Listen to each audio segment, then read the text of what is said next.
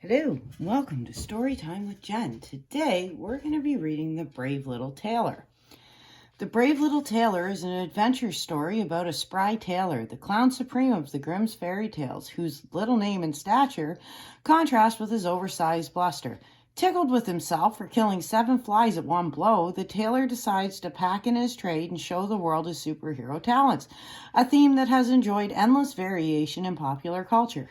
Using a sparkling blend of self-glorification, unrelenting swagger, and naive optimism, he outsmarts his foes in a series of slapstick scenarios, ultimately marrying a princess, inheriting a kingdom, and becoming king. Versions of the tale have been found all over Europe, for instance in England as Jack and the Beanstalk, and in Scandinavia, and the Grimm's cite as their source part of a 1557 story by the German writer Martin Montanus. Several of the Grimm stories have a tailor as their main character, including Tom Thumb's Travels. Folklorist D.L. Ashleman tells us that a tailor was often used in fairy tales to symbolize an everyday hero. And because tailors regularly traveled to ply their trade, they were often sources of news and intrigue and ultimately earned a reputation for being good storytellers. One summer morning, a little tailor was seated at his sewing table by the window. He was in high spirits and stitched away with great zeal. A farmer's wife came along the road calling out, "Fine jams for sale! Fine jams for sale!" This rang sweetly in the little tailor's ears, and he stuck his delicate little head out the window and called down, "Up here, dear woman, here you'll shed your load." The woman climbed up the 3 flights of stairs with heavy basket in hand. At the tailor's request, she unpacked all her jars for him to look over. He gazed at each one, held each one up to the light and to his nose for a sniff, and finally said, "This jam seems a rather good one to me. Weigh me out a few ounces, dear woman, and if it comes to a quarter pound, it doesn't matter to me." The good woman, who had thought she would sell him much more, did as he asked and then left, grumpy and upset. "Now, may God bless this jam for me, and may it give me vim and vigor," he cried out.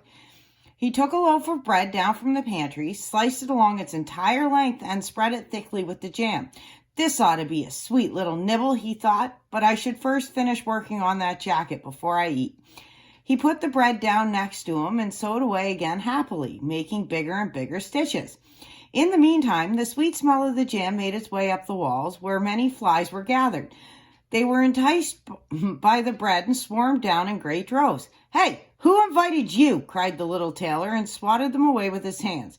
But the flies didn't understand his words, and, unimpressed, they came in ever greater numbers, until finally, as the saying goes, they were bugging him out of his mind. He reached for a rag and shouted out, "You just wait, I'll show you all!" And he snapped it down mercilessly upon them. Lifting it slowly, he counted no fewer than 7 dead flies lying with their legs up in the air. "See, that's the kind of man you are," he said out loud, impressed by his own bravery. "The whole town shall hear about this." And he quickly made himself a belt and embroidered on it the words, "7 at one blow." He went on musing, "You know what, little town? The whole world should know about this." Swept away by it all, his heart beat with pride like a little lamb's tail. He put his belt around his waist and was ready to set out into the world, since he felt his little workshop was now too small for so great a hero. Before he left, he looked around the house for a bite for the road, but all he could find was an old piece of cheese, which he nonetheless put in his satchel. Outside the town, he saw a bird stuck in the brambles, grabbed it, and put it in the bag with the cheese. He courageously set out on his way using nothing but his 2 legs, and since he was light and agile, he could cover great distances without fatigue. The path led him over a mountain, and as he reached the peak, he saw a mighty giant sitting there, gazing leisurely into the distance. The little tailor strode up to him and greeted him peppily, saying, "Good day, comrade. So, you're taking in the big wide world, are you? I'm on my way there, too, to try my luck. Want to come along?" The giant returned a glance of contempt and said, "You rascal, you miserable little half-pint." "Oh, really?" replied the tailor, opening his coat and showing the giant his belt. "You can read right here what kind of man I am." The giant read 7 at one blow, and, thinking it referred to foes slain by the tailor, he began to change his attitude toward the little fellow. Yet he wanted to test him first. and so he took a rock in his hand and squeezed it until water dripped out. "Now it's your turn," the giant spoke. "That is, if you have the strength." "That's all you ask?" replied the little tailor. "That's but child's play for the likes of me." He reached into his satchel and took out the soft cheese and squeezed it until drops of liquid came out. "There, not so bad now, am I?" The astounded giant was speechless. He found it hard to believe that the little man had managed the task. So he lifted another rock and threw it so high that it nearly flew out of sight. "Now you try that, you skinny little bird of a man." "That was decent enough," said the tailor. "But the way you do it, the rock will always fall back down. I'll show you a throw that will never return." He reached into his satchel, took out the bird, and cast it straight into the air. It took flight, rejoicing in its newfound freedom, and soared skyward, never to return. "What do you think of that little feat, comrade?" asked the tailor. "Well, you certainly can throw," admitted the giant.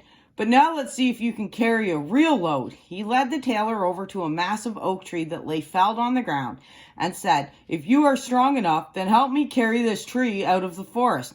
"Happy to," replied the tailor. "You just take the trunk onto your shoulder and I'll carry all the many branches, since they're the heaviest part." So the giant hoisted the trunk onto his shoulder while the tailor scrambled up among the branches. Now the giant could not see anything behind him and wound up carrying the whole tree, tailor and all. Much amused, the little man began whistling the tune "Three Tailors Went Riding Forth," as if hauling timber were just a game.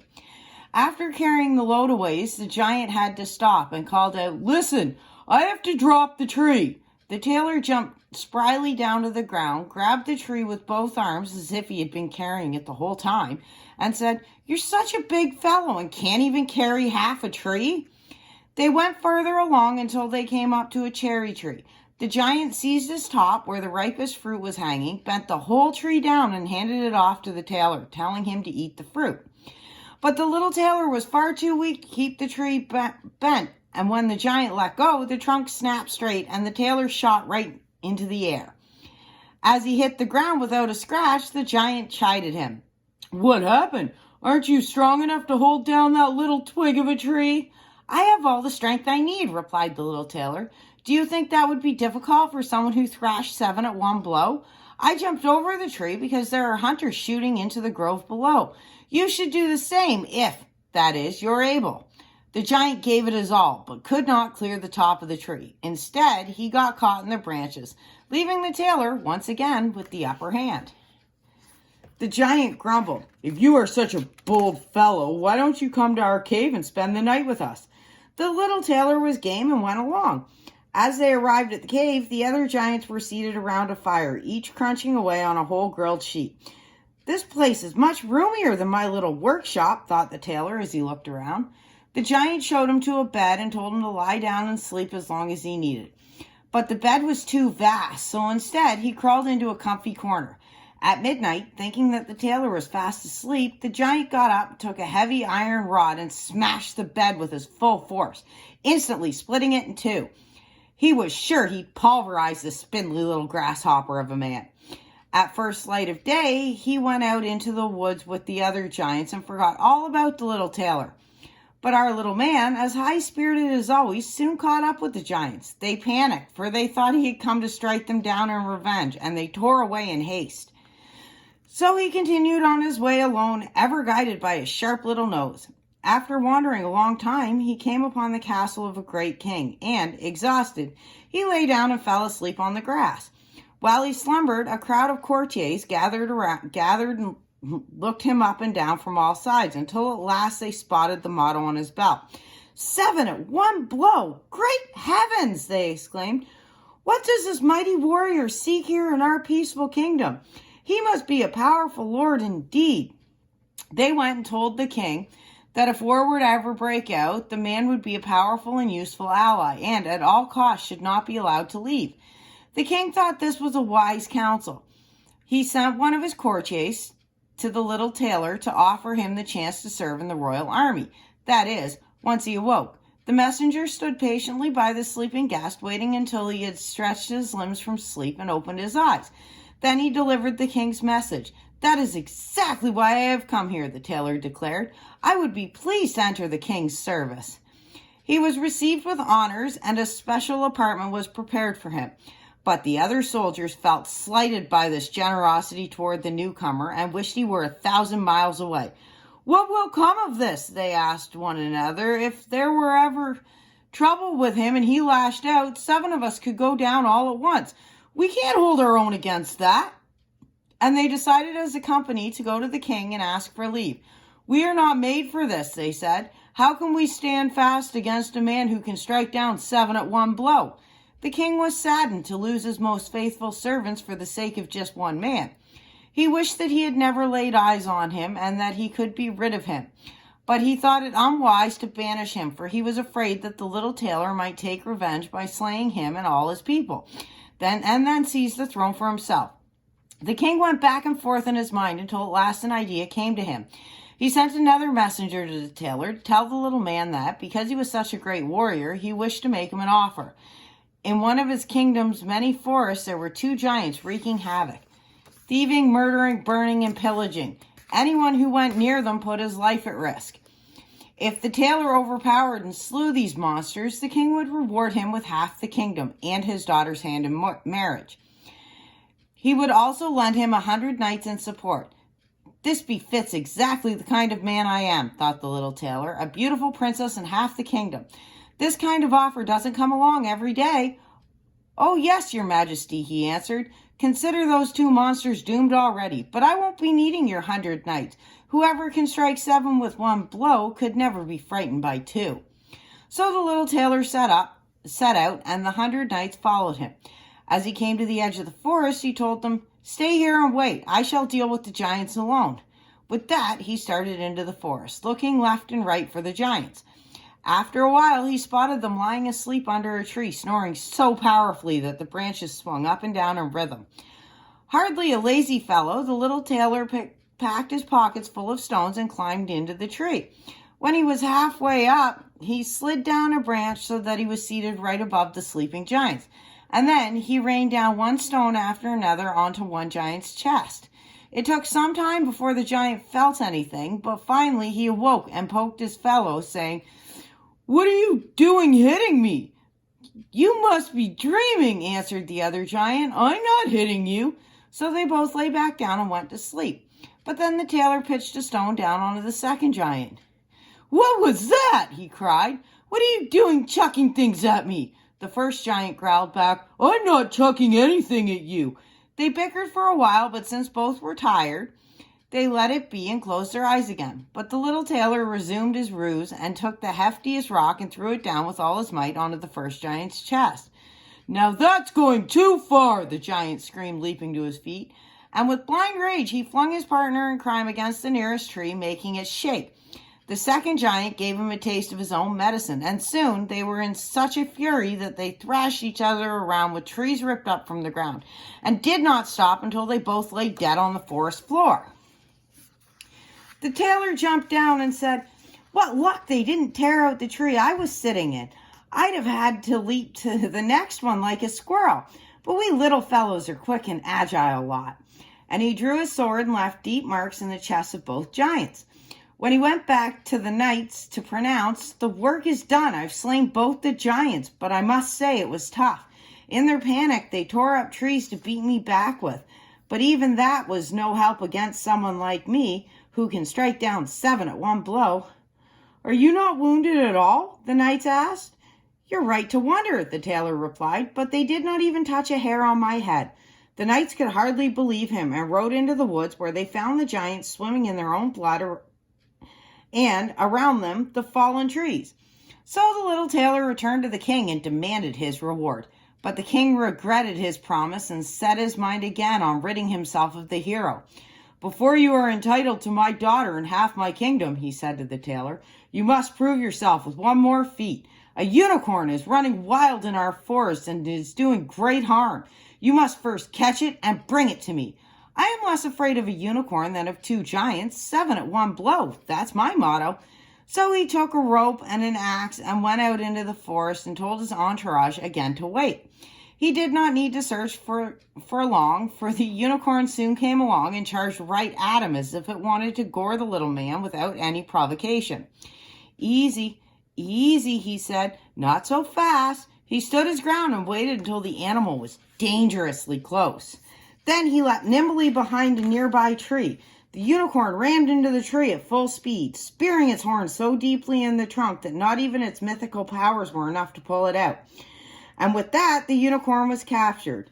"Now I've caught the little birdie," the tailor cheered, coming out from behind the tree. He tied the rope around the unicorn's neck and used the axe to free the horn from the tree trunk. When he was finished, he led his prize out of the forest and brought it to the king. Still, the king was reluctant to grant him the promised reward and gave him a third challenge as a condition for earning it. Before the wedding could take place, the tailor was to capture a wild boar that was causing much damage to the royal forest. Again, a whole party of hunters would be there to help him. "Gladly," accepted the tailor. "That's mere child's play." He did not take the hunters with him into the woods, though, and they were relieved, for they had seen the frightful wild boar many times and were not inclined to go after it. As soon as the boar caught sight of the tailor, it ran at him head on, foaming at the mouth and baring its spiked teeth, hoping to knock the man to the ground. But the nimble hero leapt into a nearby chapel and jumped right back out its window. The boar had entered, running at his heels, and the tailor ran around the outside and slammed the door. With that, the animal was trapped inside, for it was too heavy and clumsy to escape out the window. The tailor called the hunters over to see the captive with their own eyes. The hero then made his way back to the king, who, like it or not, was now obliged to make good on his promise, and gave over his daughter and half the kingdom. Had he known that the little tailor and not a famed warrior stood before him, his heart would have weighed even heavier. And so the wedding was celebrated with great fanfare, if little joy, and out of a tailor was made a prince. One night, sometime later, the young princess heard her husband talking in his sleep during one of his dreams. "Boy, make me that jacket and mend my breeches, or I will bash you over the head with my yardstick." With that, she realized what walk of life her mate had been born into. The next morning, she confided her sorrow to her father, begging his help to get rid of this impostor, who was no more than a meager tailor. The king consoled her and said, "Leave the door to your bedchamber open tonight. My servants will be outside, and when he's fast asleep, they will come in, tie him up, and put him on a ship bound for the lands beyond." The princess was relieved, but the keepers of the castle, who had heard all of this and were fond of the young new lord, warned him secretly of the ambush. "It will be easy enough to put a stop to this," the tailor said. So that evening at the usual time he went to bed with his wife. As soon as she thought that he was fast asleep, she got up, cracked the door, and lay back down again. But just then the little tailor, who was only pretending to be asleep, called out in his bright, full voice, "Boy, make me that jacket and mend my breeches, or I will bash you over the head with my yardstick. I have struck down 7 with a single blow, killed 2 giants, caught a unicorn, and captured a wild boar, and you think I fear whoever stands at my door?" When the men posted outside heard him, they were overcome by wild terror and took off running as if an entire army were after them. From that moment on, no one dared touch him. And so the little tailor became king and remained so all the days of his life. The end. That's it for today's episode of Storytime with Jen. Don't forget to like and subscribe, and we will see you tomorrow.